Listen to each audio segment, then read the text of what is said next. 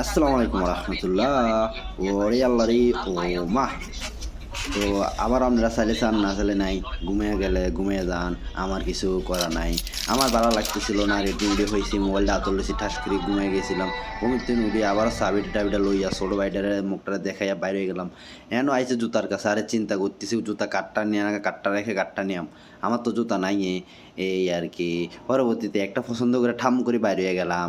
আমি বালা লাগে না বক বক ফাগলের মতো চাইনিজ কইতেছিলাম, যে চাইনিজ আপনারা কোনোদিনও বুঝতেন না। পেটে হাত চাইতেছিলাম, পেটে আমার লাগছে অনেক খিদা, ভাবছি যাবো আমি বিড়ায়। আজকে যাচ্ছি আমি বাইরে বড় ভাইদের সাথে নিয়ে খাবো আমি মজার মজার খাবার।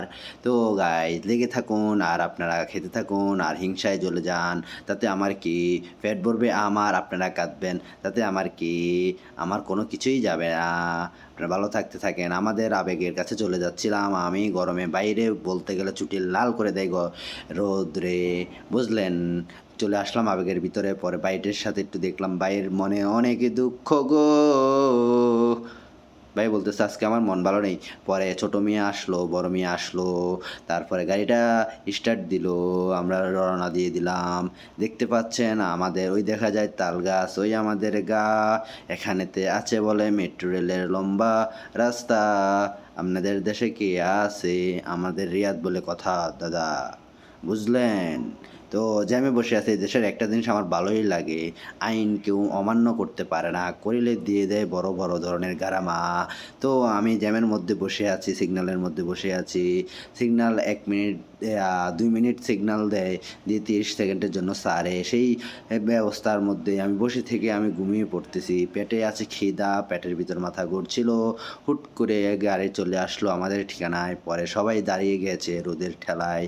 আর আমাদের রাসেল মিয়া হচ্ছে সবার আগে আগে, কারণ উনি সব কিছুতেই আগে আগে থাকে। ভাইয়া আপনার জীবনে এইভাবেই আগিয়ে যান, দোয়া রইল আপনার জন্য। পরবর্তীতে আশা করলাম গেটের কাছে, গেট বলতেছে এটা না রে বেটা, বাইর হয়ে যা। পরে আবারও চলে গেলাম সামনের দিকে গিয়ে পরে দেখলাম গাড়ি আমার জন্য জীবনের মতো ভেঙে গিয়েছে, আমার জীবনের মতো করে। আর ওই কথা ওইটা না কথা হচ্ছে, চলে আসলাম আমাদের গন্তব্যে। আমি ঢুকে গিয়েছি, পরে বড় ভাইরাকে বললাম ভাই আপনারা ওয়াটার নিয়ে চলে আসুন। আমি গেলাম উপরে, আসলে আমার হাঁটতে হবে, পেট খালি করতে হবে, এই আর কি। আপনারা চাইলে চান, না না ছেলে না চান, আমার কি? আমি আসলাম না খাইতাম। তো চলে আসলাম আজকে আবারও নতুন এক খানার ভিডিও নিয়ে। হাম্মামে গেলাম, হাত ধুতে গিয়ে একটু মোবাইলটা নিয়ে নাড়াচাড়া করলাম, পরে চলে আসলো, হুট করে দেখি খাবার চলে আসলো। তো খাবার বিছাচ্ছিলাম, হুট করে কল আসলো যে ভাইয়ার আমাদের গাড়িতে এক ইয়ামিনী চটনা গাড়ি লাগিয়ে দিয়েছে। পরে ওখান থেকে এসে খাবার খাইলাম।